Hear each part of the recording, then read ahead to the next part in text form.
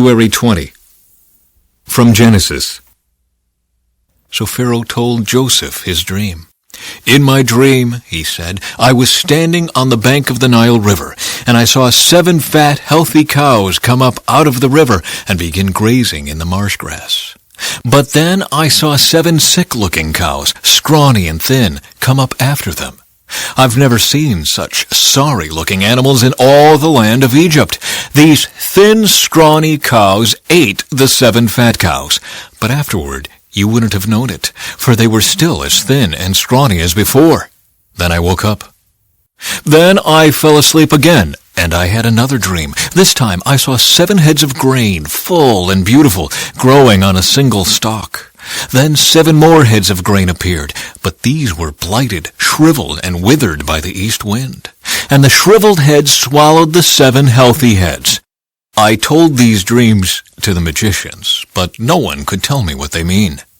Joseph responded, "Both of Pharaoh's dreams mean the same thing. God is telling Pharaoh in advance what he is about to do. The 7 healthy cows and the 7 healthy heads of grain both represent 7 years of prosperity. The 7 thin, scrawny cows that came up later and the 7 thin heads of grain withered by the east wind represent 7 years of famine. This will happen just as I have described it, for God has revealed to Pharaoh in advance what he is about to do. The next 7 years will be a period of great prosperity throughout the land of Egypt. But afterward there will be 7 years of famine so great that all the prosperity will be forgotten in Egypt. Famine will destroy the land. This famine will be so severe that even the memory of the good years will be erased. As for having 2 similar dreams, it means that these events have been decreed by God, and he will soon make them happen. Therefore, Pharaoh should find an intelligent and wise man and put him in charge of the entire land of Egypt.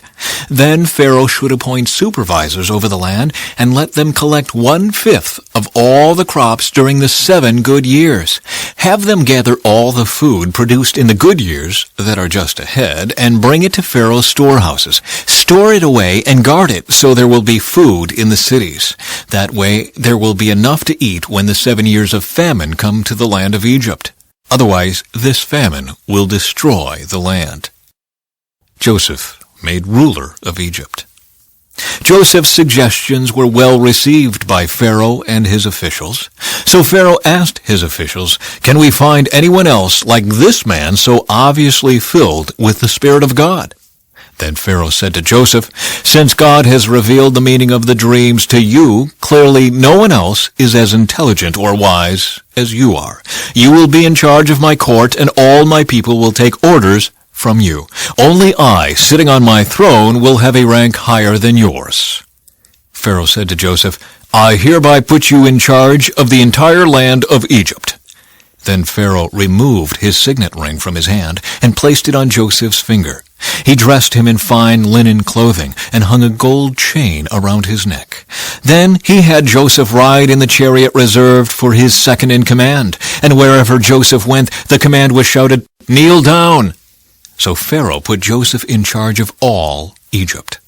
And Pharaoh said to him, "I am Pharaoh, but no one will lift a hand or foot in the entire land of Egypt without your approval."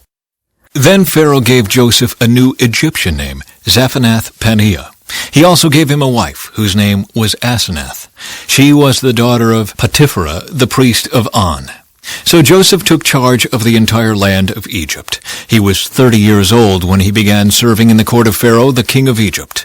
And when Joseph left Pharaoh's presence, he inspected the entire land of Egypt. As predicted, for 7 years the land produced bumper crops. During those years, Joseph gathered all the crops grown in Egypt and stored the grain from the surrounding fields in the cities. He piled up huge amounts of grain like sand on the seashore. Finally, he stopped keeping records because there was too much to measure. During this time, before the first of the famine years, 2 sons were born to Joseph and his wife Asenath, the daughter of Potipharah, the priest of On. Joseph named his older son Manasseh, for he said, "God has made me forget all my troubles and everyone in my father's family." Joseph named his second son Ephraim, for he said, "God has made me fruitful in this land of my grief." At last, the 7 years of bumper crops throughout the land of Egypt came to an end. Then the 7 years of famine began, just as Joseph had predicted. The famine also struck all the surrounding countries, but throughout Egypt there was plenty of food. Eventually, however, the famine spread throughout the land of Egypt as well, and when the people cried out to Pharaoh for food, he told them, "Go to Joseph and do whatever he tells you." So with severe famine everywhere, Joseph opened up the storehouses and distributed grain to the Egyptians, for the famine was severe throughout the land of Egypt. And people from all around came to Egypt to buy grain from Joseph because the famine was severe throughout the world. When Jacob heard that grain was available in Egypt, he said to his sons, "Why are you standing around looking at one another?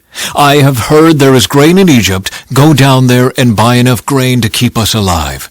Otherwise we'll die." So Joseph's 10 older brothers went down to Egypt to buy grain. But Jacob wouldn't let Joseph's younger brother Benjamin go with them, for fear some harm might come to him. So Jacob's sons arrived in Egypt along with others to buy food, for the famine was in Canaan as well. Since Joseph was governor of all Egypt and in charge of selling grain to all the people, it was to him that his brothers came. When they arrived, they bowed before him with their faces to the ground. Joseph recognized his brothers instantly, but he pretended to be a stranger and spoke harshly to them. "Where are you from?" he demanded. "From the land of Canaan," they replied. "We have come to buy food." Although Joseph recognized his brothers, they didn't recognize him, and he remembered the dreams he'd had about them many years before. He said to them, "You are spies. You have come to see how vulnerable our land has become." "No, my lord," they exclaimed, "your servants have simply come to buy food. We are all brothers, members of the same family. We are honest men, sir. We are not spies." "Yes, you are," Joseph insisted. "You have come to see how vulnerable our land has become."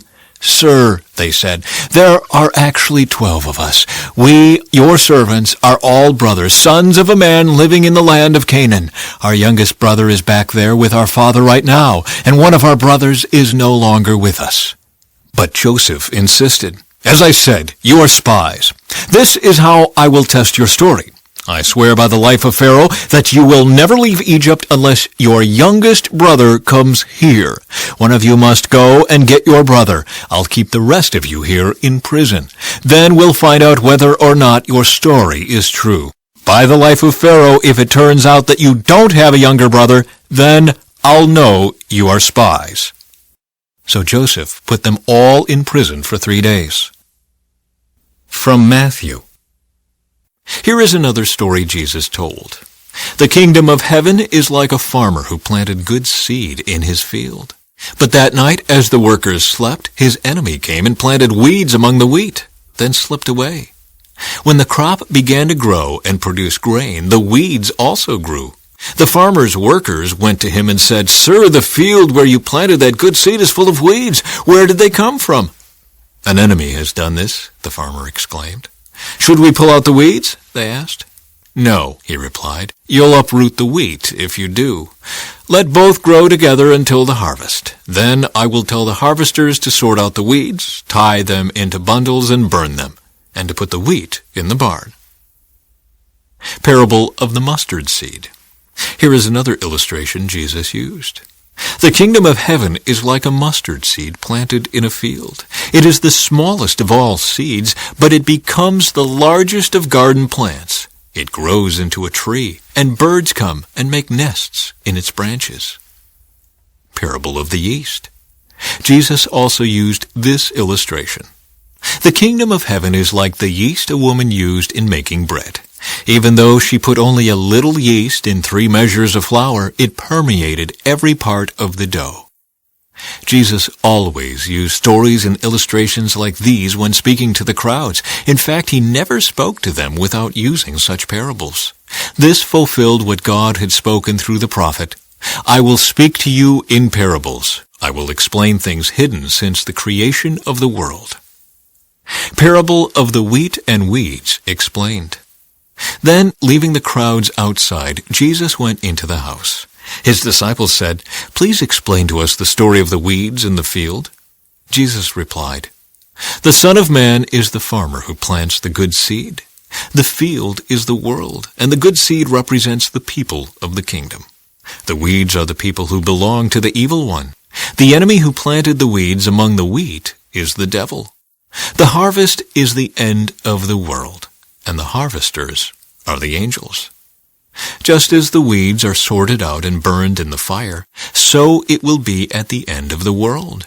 The Son of Man will send his angels, and they will remove from his kingdom everything that causes sin and all who do evil. And the angels will throw them into the fiery furnace, where there will be weeping and gnashing of teeth. Then the righteous will shine like the sun in their Father's kingdom. Anyone with ears to hear should listen and understand. Parables of the hidden treasure and the pearl. The kingdom of heaven is like a treasure that a man discovered hidden in a field. In his excitement, he hid it again and sold everything he owned to get enough money to buy the field. Again, the kingdom of heaven is like a merchant on the lookout for choice pearls. When he discovered a pearl of great value, he sold everything he owned and bought it. Psalm 18. I love you, Lord. You are my strength. The Lord is my rock, my fortress, and my Savior.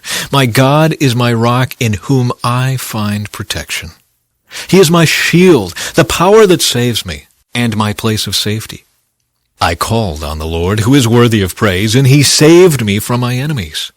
The ropes of death entangled me. Floods of destruction swept over me. The grave wrapped its ropes around me.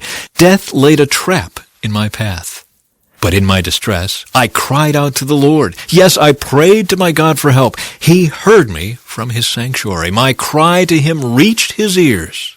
Then the earth quaked and trembled. The foundations of the mountains shook. They quaked because of his anger. Smoke poured from his nostrils. Fierce flames leaped from his mouth. Glowing coals blazed forth from him. He opened the heavens and came down. Dark storm clouds were beneath his feet. Mounted on a mighty angelic being, he flew, soaring on the wings of the wind. He shrouded himself in darkness, veiling his approach with dark rain clouds. Thick clouds shielded the brightness around him and rained down hail and burning coals. The Lord thundered from heaven. The voice of the Most High resounded amid the hail and burning coals. He shot his arrows and scattered his enemies. His lightning flashed, and they were greatly confused. Then at your command, O Lord, at the blast of your breath, the bottom of the sea could be seen, and the foundations of the earth were laid bare. From Proverbs, chapter 4. My children, listen when your father corrects you. Pay attention and learn good judgment, for I am giving you good guidance. Don't turn away from my instructions, for I too was once my father's son, tenderly loved as my mother's only child. My father taught me, take my words to heart, follow my commands, and you will live. Get wisdom, develop good judgment, don't forget my words or turn away from them. Don't turn your back on wisdom, for she will protect you. Love her, and she will guard you.